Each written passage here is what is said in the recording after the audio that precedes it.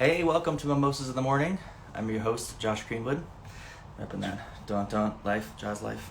Hey, hello, welcome. So today's gonna be lots of fun. We got Linnea, my sister-in-law, coming on. Amazing vegan chef, really good at helping people transition to a vegan lifestyle. And we're gonna talk about how to, where to spend your money and how to spend your money. So we'll get into that a little deeper, talking more mostly on supporting businesses and supporting smaller businesses and supporting owners that have the same values that you do, especially like for food and products and retail. So first thing we're gonna do today is we're gonna pour ourselves some mimosa. I'm gonna give it a moment though. I know some people are probably just logging on, so we're gonna give a moment here for some people to come in. And let me get my computer set up so I can talk to you guys. Muy perfecto. There we go. Let's mute here. All right, this is Linnea. Hello. So again, I'm gonna do we're actually gonna talk about how to properly open a bottle and pour champagne. My glass is cracked and broken. So one moment, I'm gonna grab a new glass and then we're gonna come in and we're gonna start this.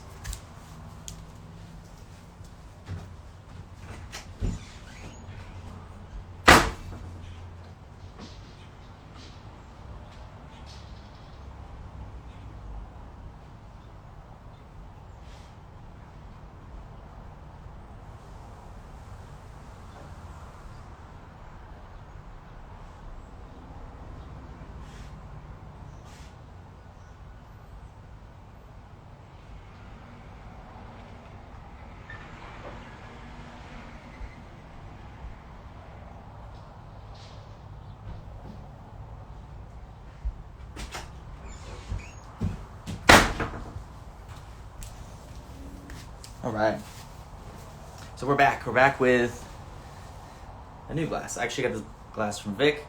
It's fun. I like glasses that hold a lot of stuff in it. Sean James, hello, miss you guys.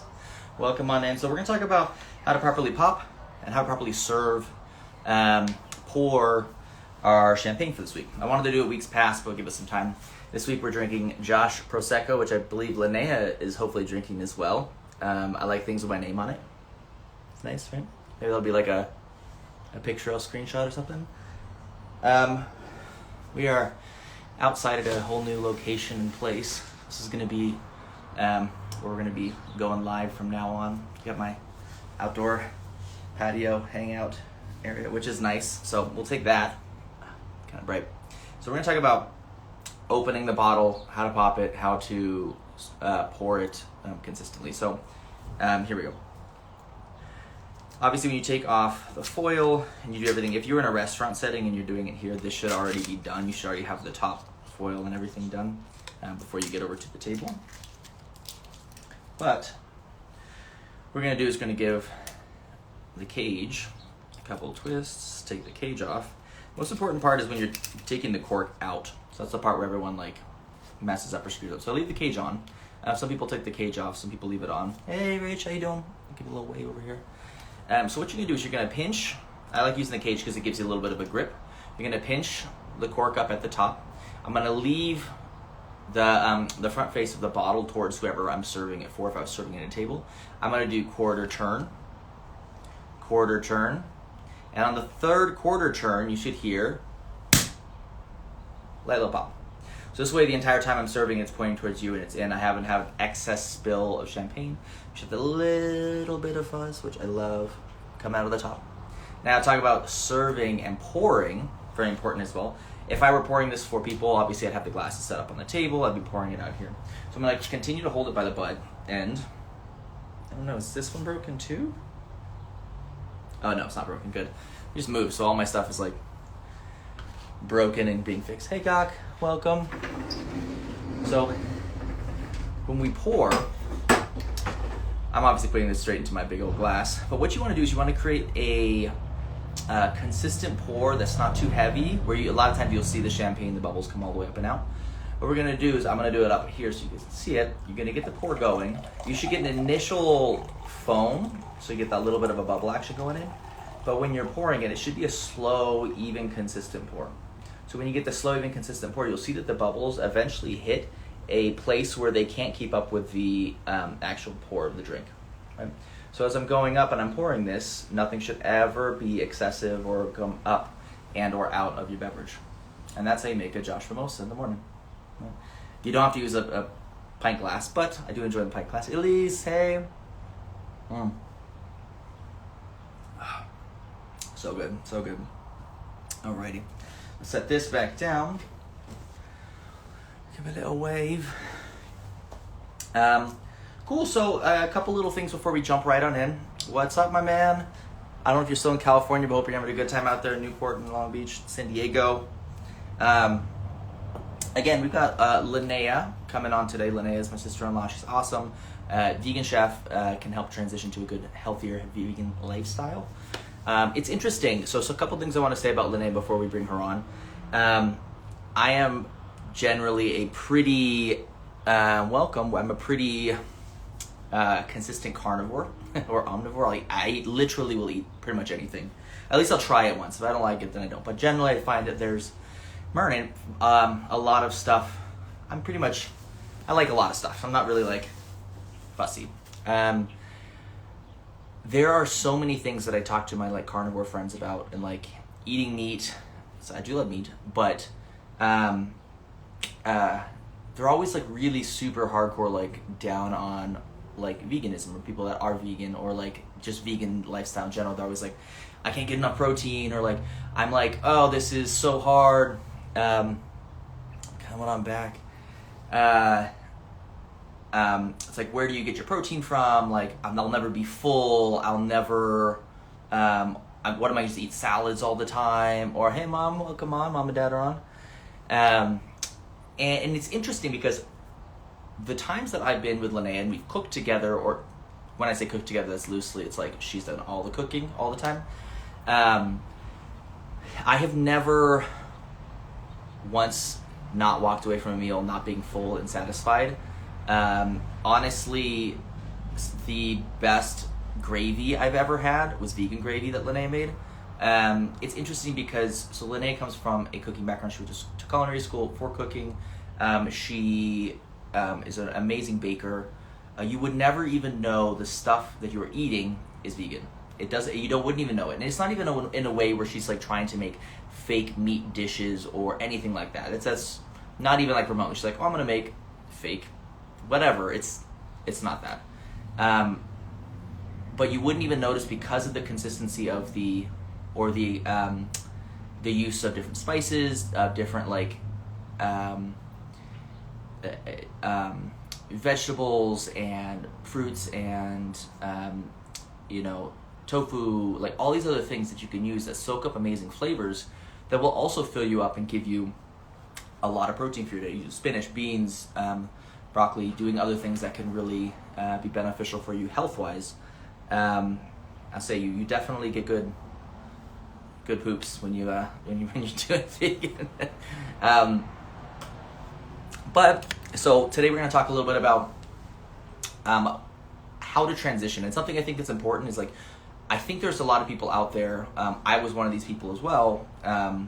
That was like, oh, I'm not. I just won't do vegan. I just won't do it. And I'm not vegan. I'm not saying I am, but I'm saying that there are many meals I'll have that are vegan. That are just, they're little things you can transition, little things that you can do if you're somebody that doesn't want to give up meat, but also wants to just generally be a little consistently more healthy and give yourself a wider range of options.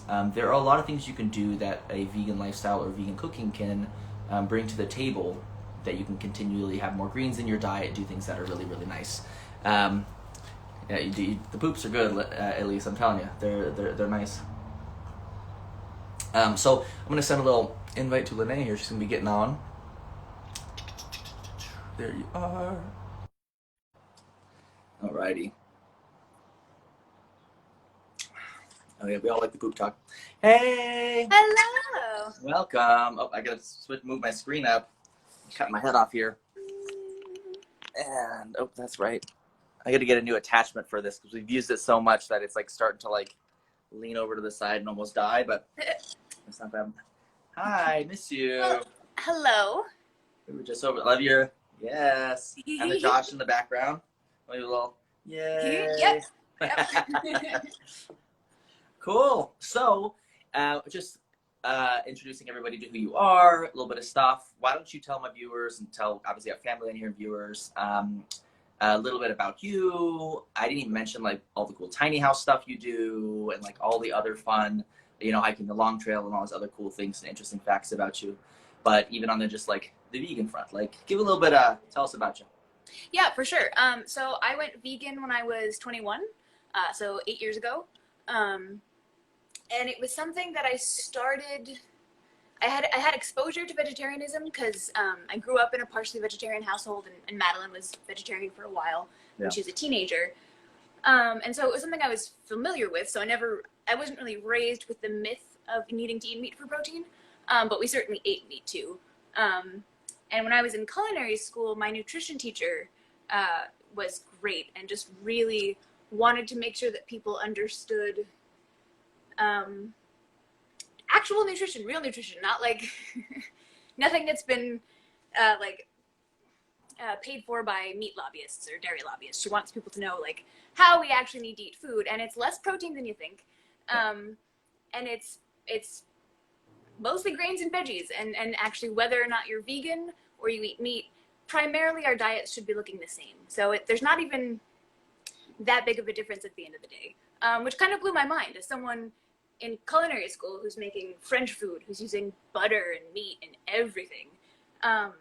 It was interesting to challenge myself to keep making that level of food, like really keeping that richness and fullness of flavor, without having to use such heavy foods, such damaging foods. So when I started looking into veganism, it was very much health-based first. So I wanted to take like a culinary school background and make food that wasn't going to kill anybody. So I started doing some research, and I read some books and watched some documentaries and decided to give veganism a go. And I did it for 6 months. And I felt pretty good, but I didn't like have that like magical vegan high that people talk about getting.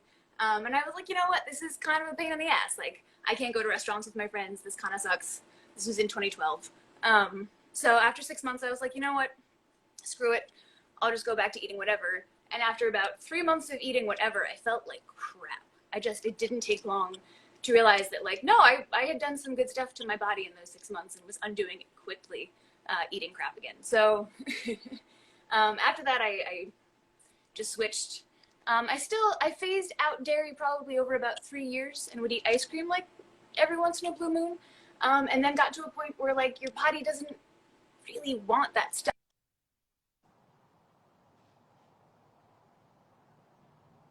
So yeah, it's been 8 years. It started off very much as a health thing, and then kind of transitioned to a compassion thing eventually. Yeah. I mean, it's interesting to hear. Sorry, interesting. Oh, there we go. It's coming again. We got the internet. It's working. No. Should I try data? Maybe that's. Oh, it's coming back in. It's Let's see if this works. It's in and out ish. So we'll see if this works. Oh, there we go. Hey. There we go. Is it working? Yeah. There you go. Yeah, it's like one of those things. It's like internet's like maybe we work, maybe we don't. Like, well, it's interesting. It's interesting in what I do. Obviously, what Madeline does in talking about either transitioning or becoming vegan. There's a lot of obviously doing jiu-jitsu and MMA and fighting and do all that stuff. I actually have a lot of guys that I train with that they're vegan or they're like vegetarian. They don't do dairy. They're very precise and picky about what they're putting in their body. And I think there's a big movement going on in athletes where there's a lot of athletes transitioning to a vegan lifestyle or being more vegan than not in most of their meals and going in. Can you speak to, because obviously like probably most people watching aren't like professional athletes or working out 9-10 hours a day. But I think if you could say it could work for an athlete who really needs to get, more protein to rebuild their muscles and a lot of sleep and stuff like that a regular person isn't there. So how do you feel about that? Yeah, so actually there's a lot of really, really great science and research being done in nutritional sciences, like specifically for athletes, because people are realizing that it's just it helps performance in like kind of mind-boggling ways. So it's gaining a lot of traction. There's so many studies coming out. Game Changers is a documentary that came out, I think, last year that goes into this and covers a ton of stuff, and it's great. They're really in depth. Yeah, so I see a lot of people who are athletes or who lift, people who just like are active a lot, moving their bodies a lot, are being told lies about just how much protein they need. Like they definitely need more. If you're really active, you're going to need more than someone who's just being sedentary. You're also going to need more calories in general. So like, you still don't need crazy amounts of protein. And when I see people topping like over 100 grams of protein a day, you're damaging your body, whether it's plant or animal protein. So there's a lot of really good nutritional science and coming out, like really concrete stuff about what actually helps your body move and what is going to actually power you and like sustain athleticism rather than just like make you feel strong and give you energy while destroying your insides. Absolutely. Yeah, because it's true that I think there is in this there is a level of,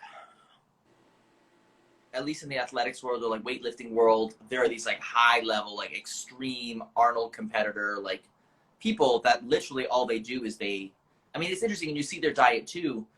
It's more about their caloric intake, and they're just like overall taking in just so many more calories because all they're doing is burning calories all day long. And, and you have to build your body out of something, and it can't just be protein. It's the idea that eating muscle builds muscle is the dumbest kind of. So dumb. I mean, it's not science. It's like child science. Well, it's crazy too because you'll see even on these high level people, they'll have nutritionists working for them and saying, "Hey, you need to have this much greens, this much grains, blah blah blah. Go in." I mean, they'll have like a 10-egg omelet for breakfast, and then also have like a bunch of greens and this and that. But you won't see them just having like, I'm only doing meat all day every day. You'll see like their definite variances and days of like, hey, I'm doing a cauliflower hash, like plant-based burger for dinner, or like stuff like that, because it gets mixed up depending on how they're obviously working out and what their regiment is.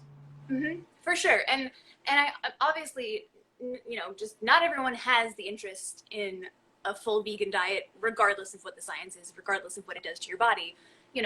A lot of people just want to eat what they want to eat. And so finding a balance where you indulge sometimes, but like primarily, regardless of where our protein is coming from, we need to eat a lot of grains, we need to eat a lot of vegetables.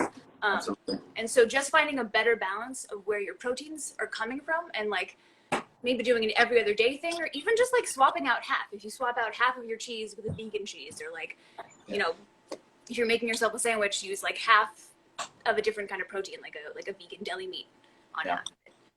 And just do your body the favor of lessening it a little bit.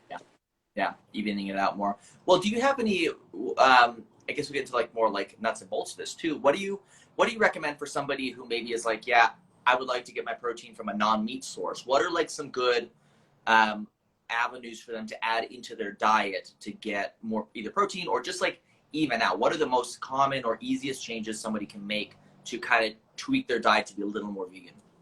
Okay, so I will say it's pretty much impossible to be protein deficient on a plant-based diet. It's just even your lowest protein foods like white rice and potatoes are going to have like about 9 to 10% protein in them, and you really an average person only needs about 10 to 15% of their diet to be protein.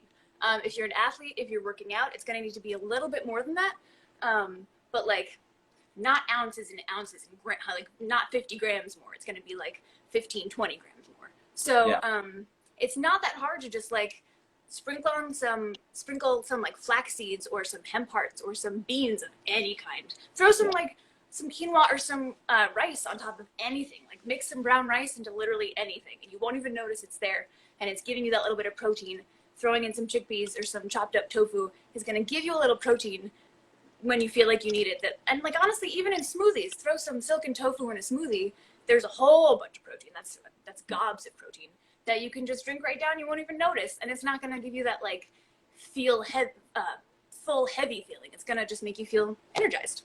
Yeah. So yeah, I mean there are you can buy supplements. You can buy vegan protein powders. They're all over the place. They're mostly pea protein. It's powdered pea protein. You should probably just eat some peas. So, why go out and do the extra stuff when a you lot can of pea just eat the protein regular? doesn't taste great. Yeah. I was gonna say, why go out and buy all the extra powder stuff when you literally just can eat the fresh food? Exactly. Spending more money for a more processed product is mind-boggling. Like you don't need it. Your body's not going to digest it as well. And that's in general with supplements. What we find is that you're mostly just going to send, if you're consuming a lot of nutrients via supplements, like not supplemented food, but like supplemented shakes and like pills especially, you're mostly going to just like flush out, like you're going to pee out most of what you're trying to take via a pill, and you just absorb it way better in food form. So ideally getting your nutrients, including protein, even if you need a lot of it, from food and whole foods rather than like supplements is just a better bet. And it's not that hard. A ton of athletes are doing it. Yeah. I mean, excuse me, the mimosa burps are coming on. The mimosa burps are real. You know what happens. It's all the bubbles.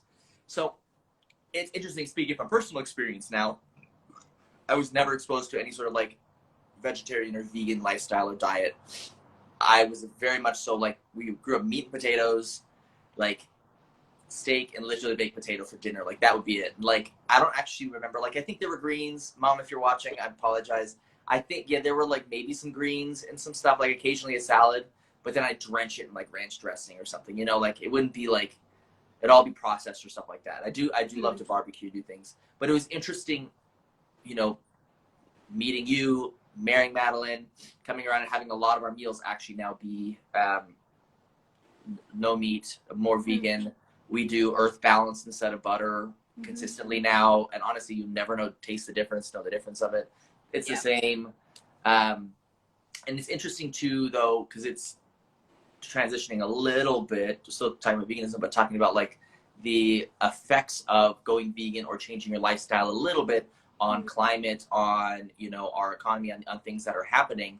And it's interesting to see that it's like, if people could reduce their meat consumption and, really realistically understand like what the difference is and where they are, how much it would really change, climate. I know you know more about this than I do, but what is that, so the top 3 or top 5 things the meat industry is one of the leading contributors to global warming and to climate change? Yeah, so the animal food industry contributes more in terms of emissions and greenhouse gases than the entire transportation industry combined. That's including flying, that's all of it. That's the entire transportation industry. And you don't hear about it that much. It's the #1 reason for destruction of rainforests in general, and specifically the Amazon. Palm oil gets a lot of heat, and it should. Palm oil, we need to stop bulldozing the rainforest so we can plant palms. That's ridiculous. And people should really keep an eye out for palm oil in their food and try to avoid it. That's a simple thing where if we all boycotted it, they'd stop doing it. But we talk about palm oil, and we don't talk about the fact that most of the destruction in the Amazon is to either graze animals or to raise feed crops. Like 70% of the arable land on the planet is used to either graze animals or primarily to grow food to feed the animals. So we're growing enough food to feed everyone on the planet, like more than twice over, but we're feeding it to animals. So it's crazy. It's really intersectional when you talk about a plant-based diet and how it affects global warming.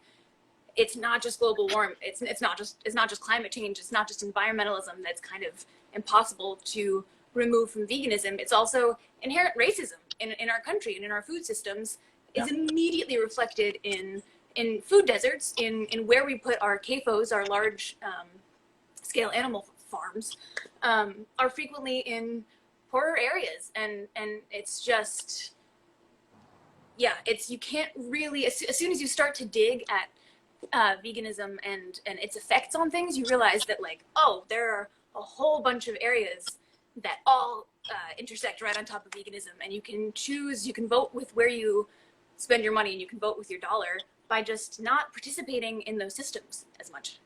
Yeah. It was interesting in growing up when I was younger with my grandparents and my mom, and Maddie saw our old house. It was in Homeland, and it's in a little janky place in Southern California, like in the middle of nowhere. But we had a third of an acre. We had a lot of poultry, and it was interesting seeing chickens, ducks, geese, turkeys, all sorts of stuff. And most of it pretty much all we just used for eggs, or they were pets, and had it on the land. We had a lot of citrus, peaches, or apricots, all sorts of stuff. But it was interesting seeing, we're talking about like farming, what it is now and what it really should be, and talking about communities. We had enough that we would give away fruits and vegetables. So we would give away, we'd have all the eggs we needed to. Obviously, we ate eggs without having to go out and buy anything. We didn't slaughter any of our chickens or anything like that, but we could trade them to the feed store to get more stuff for the other stuff. And it was very community-based, like small farming. But then seeing now as an adult, seeing all of these chickens that are pumped full of antibiotics, that they're twice the size they should. I mean, one of the things, I think it was Forks Over Knives I watched, which was a pretty good documentary. Oh, it's great. And it was talking about when you get and that might ruin buffalo wings for some people. When you get your chicken wings and you get the nice meaty big ones at your bar or wherever you're going, and you notice the bones are broken in it. And I didn't know what that was before. And then when I watched Forks Over Knives, and it's over pumping antibiotics and these growth hormones into chickens that don't get to stand up, and they grow too fast, and their legs literally break underneath them. And it's just like the most tragic and like awful. It's like, it's just treating them this. You don't understand the smell of chickens until you like live with them.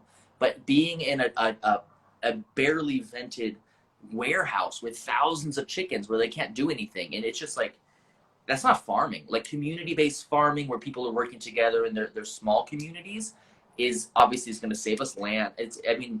Preaching to the choir to you, but it's like, But yeah, it's true. We call it farming and we call it agriculture, and it's not anymore. It's agribusiness. I mean, it's not, farming is the wrong word. Yeah. And we're not really allowing these animals to be animals. So even animal agriculture doesn't quite feel right. It's animal oppression and abuse. And to produce something that is a wildly imperfect food that's then hurting the people who are eating it. So the whole system is a little wild. And what I want people to realize that, like, when you buy your eggs that are from cage-free, free-range birds, they're still inside windowless, filthy warehouses where they are growing so fast that, like you said, a lot of them, their legs won't support them. Their bones are too weak. They're growing too big, too fast. If you ever compare how we grow chickens to consume and what a chicken looked like before we started fucking with them, it's insane, the difference in size. It's so upsetting. The breasts are like the size that the chicken used to be. It's insane. Yeah. And that's a cage-free, free-range organic egg. So it's just, we really have to rethink a lot of things. And we need to understand that, like, a lot of food labeling it's sales, and it's, it's code words that the FDA and the USDA has allowed, that people have lobbied to use to make their food seem safe and seem like it's okay, when, like, legally they're not allowed to call eggs healthy because they're not. And you're not really, they're all these terms that they're not legally allowed to call it because it's not as nutritionally dense a food as we have been told it is. So they can imply those things, but legally they can't actually say them anymore because it's not true. Well, it's interesting, I've seen now, and I always joke with Maddie, there's so many things being, like, having these stickers lapped on it. It's like, organic, or this, or the one that kills me the most is gluten-free. On, like, a tomato? It's like a banana, or it's like something that's clearly doesn't have gluten. It's like water, gluten-free. And it's like, are people Diced really? Tomatoes, gluten-free. No kidding. So we need to stop trying to sell food and, like, be sold food, and we need to just, like, get back in touch with, like, what is real food and where we're getting it from. Yeah. Which a lot of people are doing incredible work when it comes to small-scale farming and community farming and gardens, and educating people who maybe live in a food desert about just how far removed we are from real food in this country. And there's a lot of good work being done. It's up to the everyday consumer to start making different choices, because otherwise we're going to hell in a handbasket pretty fast. So you said it a couple times, food desert. What do you mean by food desert? So I think it's within about a mile radius of someone's home. If they don't have access to fresh groceries or fresh vegetables, that's considered a food desert. And it's incredibly common. and it's really dangerous. A lot of people grow up with most of their access to food or vegetables is coming from like a fast food place, and it's or takeout, and it's just people aren't learning how to feed themselves, and they're not building their bodies out of good enough food, and the health issues that are coming out of that is insane. And the discrepancies between, you know, how much money you make and how bad your health is, it's clear that poor people who can only afford what they can afford are eating food that is killing them, and we know it. Yeah. And I mean, the sad thing there is that doesn't have to be the case. There's, you know, a lot of myths about veganism being expensive. And it just doesn't have to be. It can be, you know, you can buy, like, if you're buying nothing but like fancy vegan cheeses and like prepared meats and convenience foods, it can get really expensive really fast. You don't need those things. And in fact, you probably shouldn't eat too many of them, just like you shouldn't be eating too many processed meat foods. So it doesn't have to be expensive. And I've saved money on groceries ever since going vegan. It's never even been close. Yeah. What's crazy, the amount of how expensive the meat is. Like, honestly, like, meat is very expensive. Meat can be one of those things that when you go to the grocery store and you come back, and I've noticed, I'm like, oh man, the times I bought meat, my bill is twice as much as it was when it wasn't. And I mean, there's a few things I want to come back to on what you're talking about with the food desert too. It's just, it was interesting. There's one of the things I believe Bernie Sanders said a few years back, has repeated it. He's like, it's insane that in Burlington, Vermont, or where he lives, that he can go to the farmer's market or local produce and get a ton of fresh vegetables and just fresh, local grown everything for half the price of when I lived in Spanish Harlem, where there was one grocery store and most of the vegetable stuff there was either like rotted or gross, and then more expensive than going to the deli or meat counter or just getting a meal or doing something. And it's interesting because you're talking about people that are again, socioeconomically, you know, challenged in a way where it's like you can't get fresh fruits and vegetables, or you have to pay more for them because there's a scarcity, because it's the only place you can get. And then and you live so far from where they're being grown. Yeah, it's crazy. And I know that at least in New York City, there's a lot of like local and rooftop farming initiatives that are happening. I know the High Line is doing one where they're doing actually a lot of bees and doing honey and a lot of pollinators, and really trying to like grow like a local farming industry on rooftops there, which is pretty interesting. I mean, getting more pollinators. Yeah. Oh, please, more bees, please. But it's interesting because I definitely noticed the difference. Even moving 10 blocks south where Maddie and I lived in on the Upper East Side, and then you've got 10 different grocery stores, and you know, vegetables. You go down to Union Square, you have the farmers market all the time, and everyone's bringing the stuff in, but you find that it's in expensive, rich neighborhoods. Even though it's cheaper there, it comes into these nicer places. You can't get it in your local neighborhoods or stuff in there, which is crazy. And it's not like it's almost like people that have to work harder and work more for their money because they're making less don't have the time. And a lot of times, and I noticed from growing up too, I know my mom worked long shifts overnight doing all sorts of stuff, and it was easier, instead of working a 13-14 hour shift, that we go get fast food because we're just exhausted, and you're a single parent household, than it is to go, you know, now come home and spend, you know, 30-40 minutes cooking a dinner to, you know, it's crazy. It's an interesting thing about, you know, not only socioeconomically, but climate and your health. There's so many different factors on which it can really affect people. It's crazy. Yeah, well, and the stress of not having regular access to food. I mean, the stress of being poor in general is, I mean, it's real. It does a lot of damage to the body. I mean, it causes physical damage to be that stressed all the time. And when you compound that with the stress of food uncertainty, and then the fact that when you get food, it's such low quality, and you're just so nutrient, you're not getting any of those minerals and vitamins that you really need. It's cruel, frankly, and it's absurd how many U.S. citizens are living this way, either because they have to or by choice, because they don't know better. We don't educate really anyone about nutrition. Some doctors don't even learn anything about nutritional science when they're in school, and some only learn like 4 hours in all 4 years they were in pre-med. So it's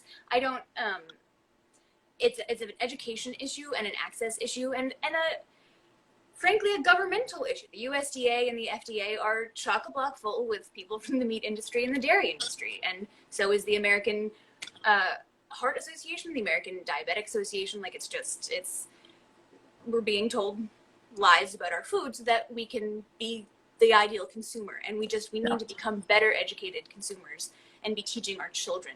And I would love for schools to teach kids about food and how to cook, and offer lessons for parents, because it is true that if you have to work 2 jobs to barely afford any food and feed your whole damn family, you're not going to have time. It doesn't feel like there is time to make food at home. But if it becomes a family endeavor, and if everyone knows like how we need to eat, and you can do it like together on a Sunday, and take one afternoon and prep food for the week, we need to be empowering citizens to do that. Yeah, make it a family event, make it, community-based eating, and not just like I'm shoveling this in to like do the next thing. And I mean, just in general, so many Americans, especially, of our generation, have no idea how to cook. And like, we're raised by people who may not have known how to cook, or at least didn't teach them how to cook, and they're going to raise kids that don't know how to cook. And it perpetuates people relying on systems, and relying on convenience foods, and relying on restaurants, and relying on a food industry that doesn't give a shit about their health. In fact, the food industry is enough in bed with the pharma industry that like they want you to get sick, and they want you to have to go on heart medications and statins. And so we have to be smart enough to break out of those systems, because it isn't that hard once you get into it, but it feels really hard. It feels really scary, and like a kind of insurmountable task. And then once you start doing it, it gets easier. You get more used to it. You start feeling better, and you ultimately save money. Even if it's more stressful to have to find the time to prep food at home, then go grab McDonald's or whatever on your lunch break. Like, you're gonna end up saving money. Even with fast food being somewhat cheap, you're still gonna save money when you make it yourself. Oh, which was something I wanted to touch on that you brought up earlier, is that meat is expensive, and it is. It's absolutely cheaper to go without it. But frankly, meat should be even more expensive. Just the sheer amount of resources that it takes to raise animals, to kill them for meat, and then to ship them wherever they're going. It's an absurd amount of resources, and it should be more expensive than it is. But the beef industry doesn't want it to be. They want to make money, but they want it to not be a luxury item. So luxury items definitely going to decrease the value of whatever they're selling. It's crazy, because if you think about it, like the meat industry, and like meat loosely as well, because like you go to McDonald's, you're not really getting meat. You're getting their you're getting ground beef from like 100 different cows that's mixed with like who knows soy what parts. I think sometimes it's crazy. It was maybe not on Forks Over Knives. There was another one, another documentary I watched. They were talking about the pink goo. I don't know if you've seen this. It's just so disgusting, where it's just really the gross. meat is ground and just like blended into this like repackageable pink goo that they just like it's disgusting. Like, look up pink goo McDonald's if you're out there and you want to look at it. Just it's really gross. If you really want to gross yourself out, or look up how we raise chickens. But that's a good point. Is that when I was a kid, one of the things I loved was like fake chicken patties, like the kind you get at like not even like McDonald's, like a school cafeteria, just like a crappy chicken patty made from like God knows how many chickens, ground up into this goo that's like partly soy, and it's so many different chickens on a whole bunch of different antibiotics, processed so much, rinsed with bleach, and then it's processed, it's turned into this patty, and I fucking loved it. That is something that you can find vegan, and it's just like it's mashed up soy protein. It's significantly less processed. There's a lot less scary stuff in it. It's a simpler food, and it doesn't feel like it, because it still looks like a very processed chicken patty, but like it's not. It's closer to real food, and it's gonna end up doing your body less damage. So like you don't have to only eat like roast sweet potatoes and kale if you want to go vegan. You can still like go to Taco Bell. Don't get any cheese or meat on your stuff. Like, you can still eat crappy food when you want to. You just don't have to be killing yourself while you do it. Yeah, it's crazy the options that you can. I mean, and you were talking about, so when you originally went vegan back at 21, and I feel like, obviously not being a vegan person, but experiencing it through you and through Maddie and other people, that the landscape has definitely changed, where a lot more restaurants are offering vegan options. Like, we went to the grocery store the other day, to Sprouts, and they have wasn't even like a little area, an entire section of just vegan meat options, like the Beyond stuff, the Impossible stuff, different things. I mean, it was the same size as the actual meat section.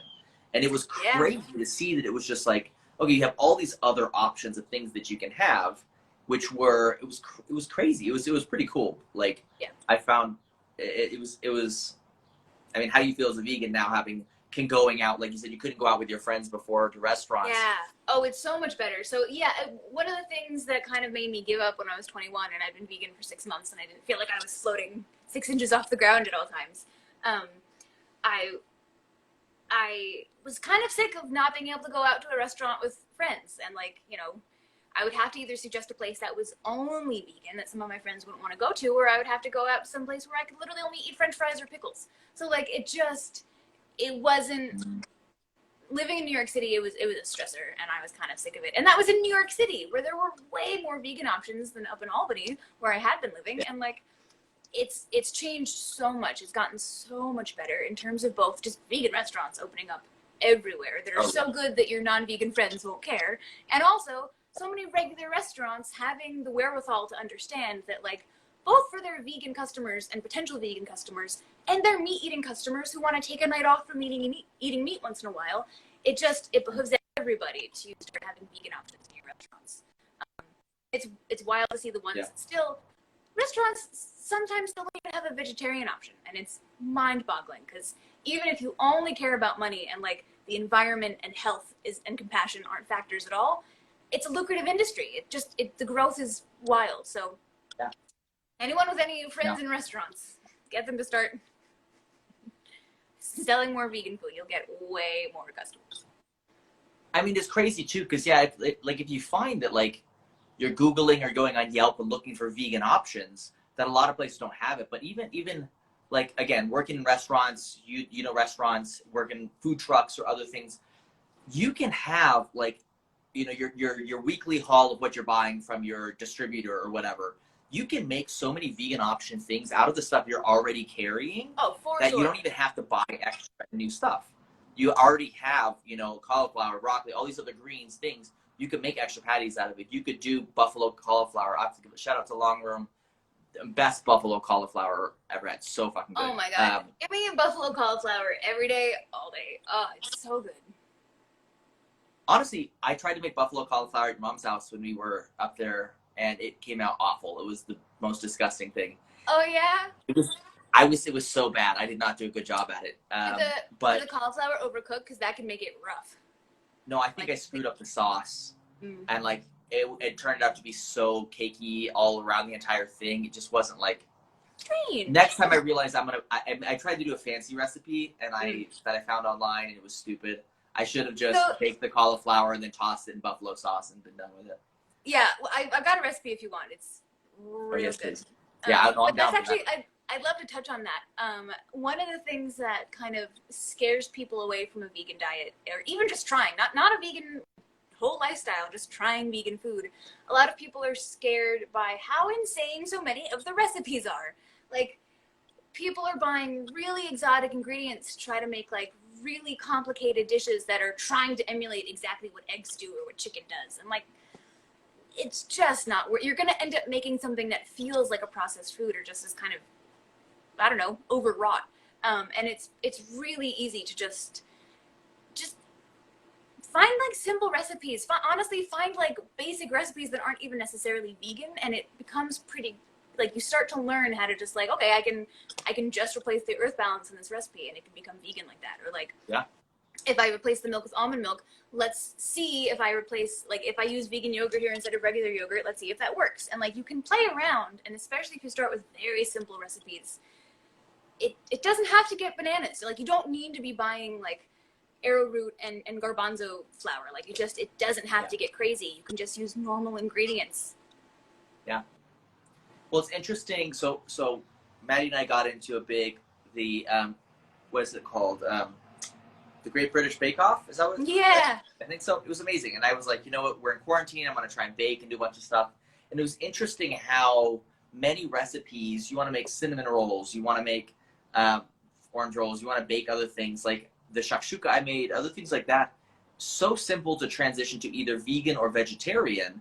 Yeah. Like and it's like almost everything I baked, I realized or made, I was like, oh, I just do earth balance in here. Now it's vegan. It's like it's the same thing. There's nothing else changed as long as there's no milk in it, and you can even transition milk with a different type of milk, and you can do something else with it. It's like I've never had an instance actually where I couldn't replace dairy milk with almond milk, and like chemically, it just hasn't served. Like it hasn't needed to be dairy milk to get the desired effect at all. I would say cookies might be the only thing where it's not always a 1-to-1. Like Earth Balance just melts differently than dairy butter does. But so much of the time, it's just a 1-to-1. You can just replace milk or butter or whatever it is. I mean, you use a flax egg or use pureed fruit in place of eggs a lot of the time. And especially if something else is making it rise, like if you've got baking soda or yeast helping a baked good rise, you don't need the eggs to be a leavener. The eggs are only there as a binder. And you can just replace them with flax eggs so easily, so much of the time. And you don't need to change recipes yourself if you don't want to. That's something that it takes a long time to be comfortable doing. Google anything and you can have 6 different vegan versions of it if you look it up. It's incredible the wealth of recipes online, and a lot of them just use normal everyday ingredients. So I think people should challenge themselves to just like find basic vegan recipes and try like once a week to make a basic vegan recipe, and understand that it's not this big scary strange thing. It's not that much different than any other kind of cooking. You're just not putting meat and eggs in things. Yeah. I mean, it's crazy too to think about as well is I think we've got just to let everyone know about 8 minutes left on the show. So we're going to try and come back around and circle on some new stuff and just as well, Instagram will cut us off in an hour. But thinking about right now, look, we're still in the middle of a pandemic. We're in a global pandemic. I mean, maybe not as global anymore as it used to be because a lot of other countries are doing a lot. Some parts of the globe handled it. Yeah, we're still like trying to fight for #1 trophy in America for sickest country without actual, socialized healthcare. So that's a whole different episode that we can get on and talk to forever. I'll have you back on. We'll just talk about healthcare and how it should change. I would love to just touch on COVID and veganism real quick. That's what I was going to ask. Yes. Okay, good. Yes. So, there is a direct cause of all these viruses that are hopping from animals, all these illnesses that we've seen over the last decades that hop from animals to humans and do a lot of damage is directly caused by animal agribusiness. The #1 reason for habitat destruction is cutting down wild places where animals live so that we can graze animals or grow soybeans to feed animals. And what happens when you do that is as you take more and more of the land away from wild animals are living closer to farmed animals and to humans, and you're getting bats too close to pigs, and just you're getting things like COVID. So there is a direct correlation. And if we don't change our behavior, it's just going to keep happening. It's going to get worse. We're going to have more of these insane viruses and bacteria that are, we've got this perfect little petri dish going. So one of the things we need to really, really focus on is we have to stop habitat destruction for the sake of animal agriculture. Your bacon is not worth that. Your hamburger is not worth that, especially as we get things like Impossible Burger and Beyond Meat that are really good, lookalikes they have that greasy, fatty, meaty texture that I don't really love, but a ton of people do. And it's, you can get that beefy feel with a vegan option. And why wouldn't you want to do that instead of destroying the rainforest and causing shit like COVID? Yeah. Well, it's interesting too, and it's talking about and this even goes back to education and all sorts of stuff. Learning how from elementary to middle to high school, how to cook, how to eat, how to actually take care of yourselves. And then on top of that, not necessarily glorifying the crazy college experience where you're only going for these fancy degrees. And it's going to trade schools. Why can't we have schools where it's animal husbandry or farming and starting to create instead of an agribusiness, community-based farming and stuff like that, and value the, communities in which you get your food from And if you understand it from a young age, now you're like, okay, I'd rather buy my groceries and my food from the local vendor who's over here who gets it from a 1 mile from my house. Yeah. Which again is going to cut down on shipping costs, which is going to cut down, should be cheaper, which is going to cut down on exhaust and, you know, global climate change. And there's so many different things that could, like, even just like say the whole world that maybe isn't going vegan, but we can transition a lifestyle and saying, hey, let's get rid of these mega crazy farms. We're cutting down the rainforest where, again, I'm going to throw a shout out to Jungle Keepers here, and I'm going to do a little, just tell you about that for a second. But again, cutting down these like crazy farms, you have so many things where what's happened in COVID, there was so much corn being wasted that couldn't be sold that we had enough food to feed the entire world. Just the corn reserves of like stuff we can make from it that just went to waste and it was gone. All these farmers are losing out of money, needing all the EIDL loans and PPP protection loans because of COVID. And it's like, if we have to do it on mass scale and we're going to lose out on it, why don't we just make it smaller into community driven? You know, it's crazy. And going to the other thing you're talking about with the rainforest, I have to give a shout out to Jungle Keepers, which works closely with Moto Yoga. They are working at continuing to buy plots of land in the actual rainforest, Amazonian rainforest. I think it's from the Peruvian side going in. And they've saved, I can't even count you how many square miles of rainforest, and they're doing work there, but it's also in conjunction with, you know, living a vegan lifestyle, trying to save these lands from being, you know, razed down. And just like you said, the indigenous peoples there, the rainforests are all getting pushed out, burned out, and not being able to, you know, keep their land in place for farming, for, you know, food, for the sake of land. I mean, at this point, I think conservation needs to actually be the name of the game, or else we're done. We, you know, some scientists are telling us we have like 6 months to start making really big changes. And I mean, during the close to global shutdown, I mean, during the first couple months of COVID, where like the world was experiencing it at the same time, we, even at the most shut down, only reduced our emissions levels to like 2006 levels, which is terrifying. The fact that everyone on the planet can stop moving more or less, and when we're only back to like 2006 levels of emission, means that it's a bigger problem than we think it is, and we're only going to solve them with, yes, personal choices. Take a shorter shower, drive your car less than you know, like as little as you can, but that is just like not smaller than drops in a bucket compared to if we start telling corporations that they can't treat the rainforest this way, that we don't want to eat this much meat. That will start causing changes that we need. It's got to be a personal effort, but like with giant communities. We really have to work as a global community with this. Yeah. It's so true, exactly what you said. It's not, you know, Maddie and I, you, all of our friends and people we know, we're like, hey, I'm gonna take a shorter shower, which I love my showers, so I'm gonna say that out front. I'm not gonna lie about that. But, you know, eating cleaner, eating vegan, eating or making different choices to try and like be more environmentally conscious. But again, it's a drop in the bucket compared to these major industries, which are 70, 80, even 90% of what the change is coming from.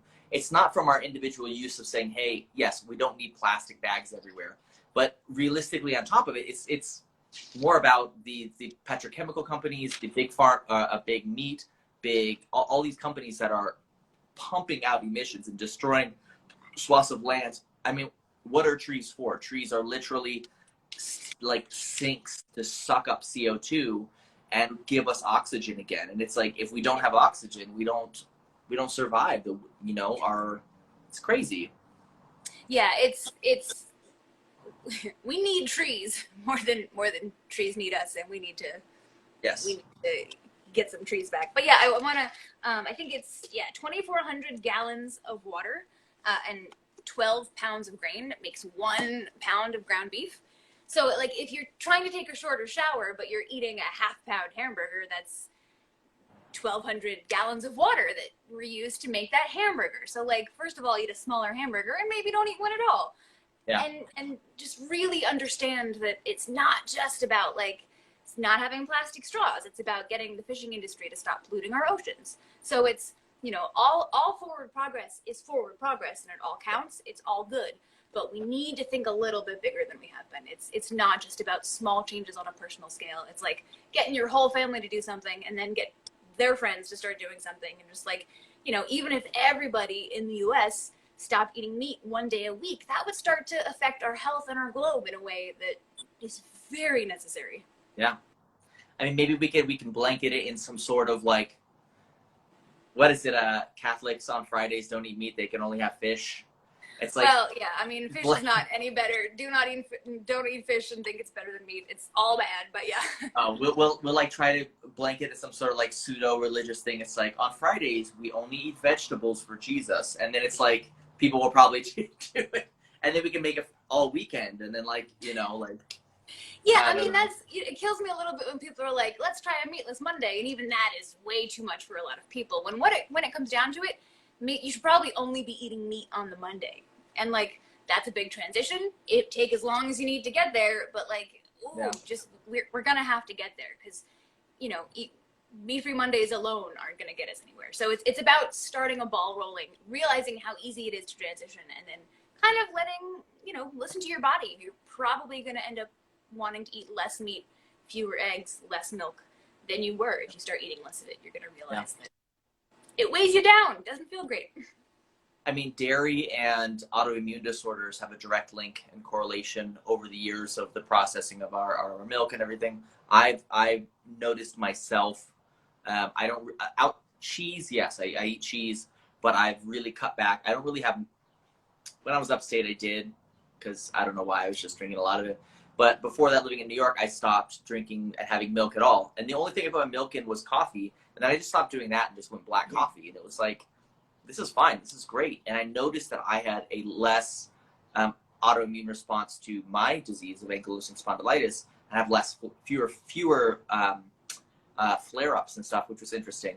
Which makes total sense. I mean, that's study after study finds all animal food products, all of them, are really inflammatory.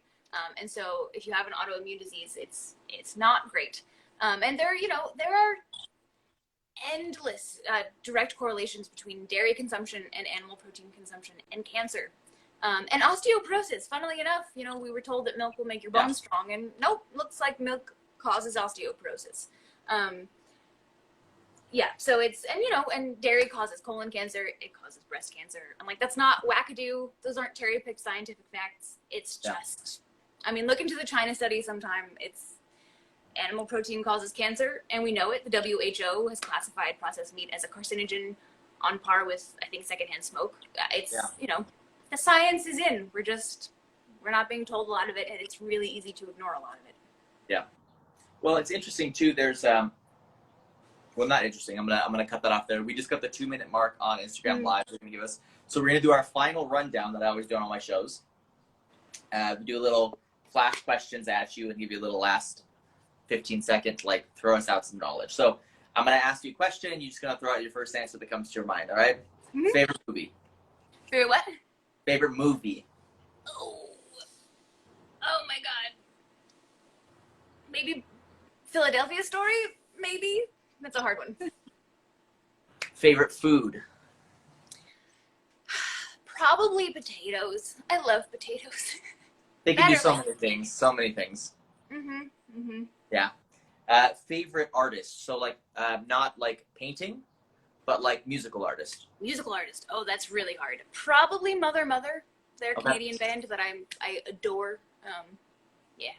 Shout out to Mother. We'll hashtag them in here.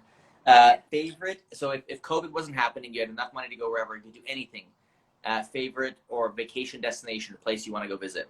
Oh man, so I have a bunch of places that I've gone to and loved and would love to go back to, including parts of Scotland. But if I was going someplace new, probably Portugal. I heard that's so there for a long time, so that would be really fun. And so we'll talk about your local places. If you have one in New York, that's cool too, as well, like New York City. But like local, favorite restaurant or some place you could like point people to go spend their money and eat at. Yeah. There is a very, very, very old, I mean, not very old, I think it's like 40 years old, chain I think they've got 2 locations in Manhattan called Souen, Souen. 13 seconds, just that, Okay, and they're macrobiotic and vegan, and they're great. Herbivorous Butcher is great. I love you. We'll see you next week. Mimosas in the morning. Yes.